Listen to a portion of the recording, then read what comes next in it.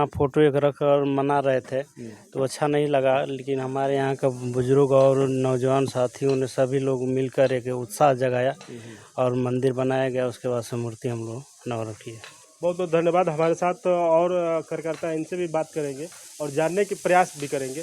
जी sir, आपका नाम क्या है? मेरा नाम शैलेश राव अम्बेडकर है। डॉक्टर भीमराव अम्बेडकर संघर्ष समिति रमाबाई नगर के अध्यक्ष हूँ। और ये गांव बता दीजिए कहाँ है? ये ग्राम सभा निकासी में है। निकासी में पहले इसको पूरब बस्ती के नाम से रखा गया था, लेकिन मैंने इस मंदिर का निर्माण 14 अप्रैल 2025 से भूमि पूजन कराया। उसके बाद में 1 साल के अंदर ग्राम सभा के सहयोग और बाबा साहब के विचारों की लोगों के दिमाग में बन गया कि बाबा साहब की एक मूर्ति अनावरण किया जाए या विचार स्थापित किया जाए। और विचार स्थापित करके इस बस्ती का नाम भी चेंज किया जाए।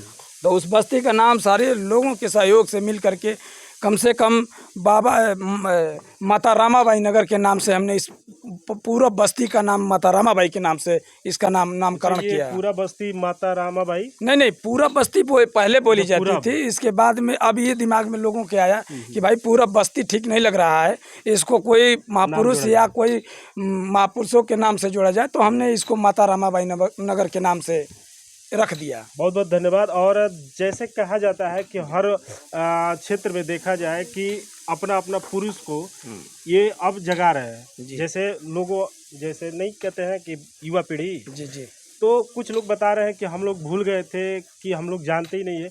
वैसे हर गांव में हम लोग ग्राउंड रिपोर्टिंग करते हैं तो लोग बताते हैं कि हम लोग को पुरुष महापुरुष जो है भूले हुए हैं। अब युवा पीढ़ी को हम लोग जगा रहे हैं, बता रहे हैं। जी। इस पे क्या कहना चाहते हैं? कहना सर ये नहीं है, लोगों का कहना है, लेकिन हमारे बुजुर्गों ने, हमारे पहले की पीढ़ियां ने भी महापुरुष को जाना है, समझा है और देखा भी है।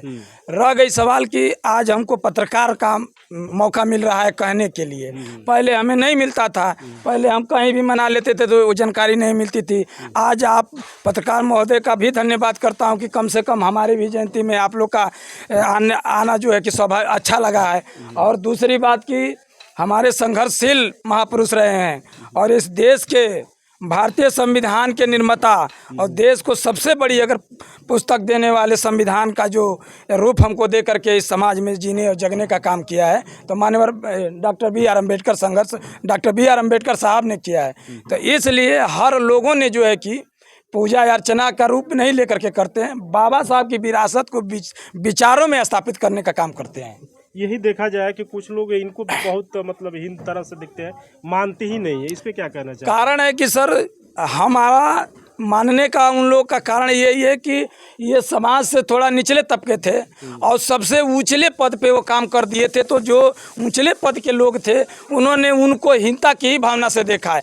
आज भी क्या सत्य थोड़े है कि कोई अभी भी मानने के लिए तैयार नहीं, लेकिन कुछ बहुरूपीय सरकार ने बन करके आकर के अब मजबूरियों का लाभ देख रही हैं कि इसमें इस समय बहुजन समाज पार्टी एक्टिव होने के कारण जो है कि अब जो है भाजपा भी थोड़ा सा पहले नहीं मानती थी। अब इस बार तो ऐसा ऐलान हो गया है कि बाबा साहब के छत को करवाइए, बाउंड्री वाल को उनकी सुरक्षा करिए। उनके अनावरण में, उनके जयंती में भाजपा के कार्यकर्ता भी लोग जा करके उनको समझने का कोशिश करें। मैं सौभाग्य का पात्र हूँ कि कम से कम सरकार को अब तो समझ में आई है कि कौन हमारा महापुरुष है, कौन नहीं है।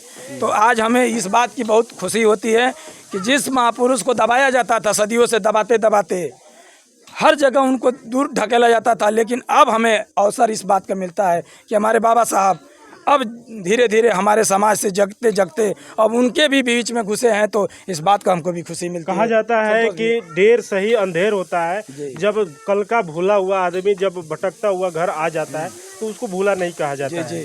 तो कहने का मतलब कोई भी पार्टी हो कम से कम जगी तो पता तो है कि इतिहास में हमारा जो कि महापुरुष यही है, अनुयायी चलने वाला रास्ता दिखाने वाले यही है। हालांकि बाबा साहब ने केवल एक जात के लिए नहीं किया, बहुजन समाज के लिए नहीं किया, ये सबको बराबर करने किया है। तो सर हम तो कह रहे हैं कि बाबा साहब ने सबको बराबर करने के लिए किया जा रहा किए थे, लेकिन कुछ लोग आज भी बहु